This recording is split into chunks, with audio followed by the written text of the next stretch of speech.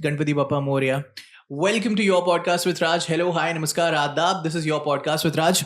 आज हम एक ऐसे चांट, एक ऐसे जाप, एक ऐसे मंत्र के साथ हमारे शो की शुरुआत कर चुके हैं जो हिंदुस्तान की धरोहर रह चुकी है। हिंदुस्तान की ही नहीं, इंसानियत की धरोहर रह चुकी है। मेरे जेब में इस वक्त एक कार्ड है जो इस वक्त ऑफ कैमरा बैठे हुए हमारी कंपनी मनस्तु स्पेस की सीटीओ अशतेश कुमार जी हैं, जो भी हरे रामा हरे कृष्णा इस मूवमेंट के साथ, इस्कॉन के साथ काफ़ी वर्षों से जुड़े हुए हैं। उन्होंने मुझे ये कार्ड दिया था। इसमें कृष्ण भगवान की तस्वीर है और पीछे में लिखा हुआ है वही मंत्र जो हम दोहरा रहे थे, हरे कृष्णा कृष्णा कृष्णा हरे हरे, हरे राम राम राम हरे हरे। एक साथ साथ में दोहराते एक बार, हरे कृष्णा कृष्णा कृष्णा हरे हरे, हरे राम राम राम हरे हरे। ये सिर्फ एक मंत्र नहीं है, ये सिर्फ एक जाप नहीं है, ये पूरी की पूरी श्रद्धा है, ये पूरी की पूरी आस्था है।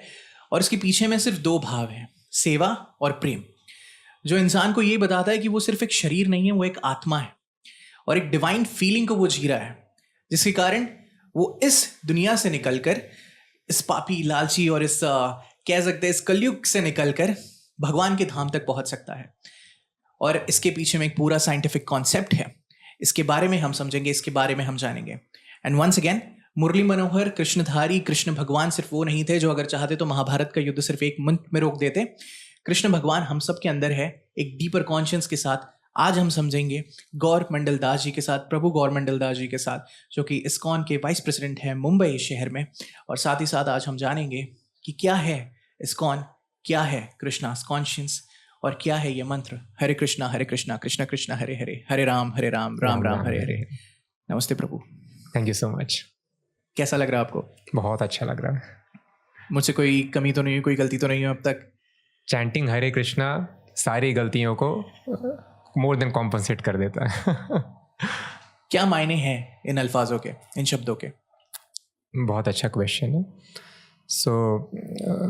पहले एक मूवी आई थी, ओ माई गॉड। तो उस मूवी में एक कॉन्सेप्ट को फॉरवर्ड किया गया था कि अगर आपको भगवान से कुछ चाहिए या अगर आपको अपने पिताजी से कुछ चाहिए तो आप बोलेंगे पापा मुझे ला के दे दो। आप ये थोड़ी बोलेंगे पापा पापा पापा सुबह से शाम तक। तो लोग बोलते हैं कि अगर भगवान से कुछ चाहिए तो ले लो भाई। आप ये सुबह से शाम तक नाम क्यों लेते रहते हो? नाम लेने का क्या मतलब है? इसलिए हमको वेदों की बेसिक समझ होना बहुत ज़रूरी है। तो शास्त्र बताते हैं अभिनत्वान नाम नामिनो हो। इसका मतलब स्पिरिचुअल डायमेंशन में जिसका नाम है और जो नाम है उनमें कोई भी भेद नहीं होता है। एक सेकंड, जिसका नाम है और जो नाम है उनमें कोई भेद नहीं होता। इसे समझाएंगे? मैं थोड़ा नहीं फॉलो कर पा रहा हूँ। इसका क्या मतलब है? यहाँ पर अगर हम बोले पानी, कितना भी पानी बोलते रहो आपकी प्यास नहीं बुझेगी। पानी सब्सटेंस अलग है और पानी नाम अलग है जी।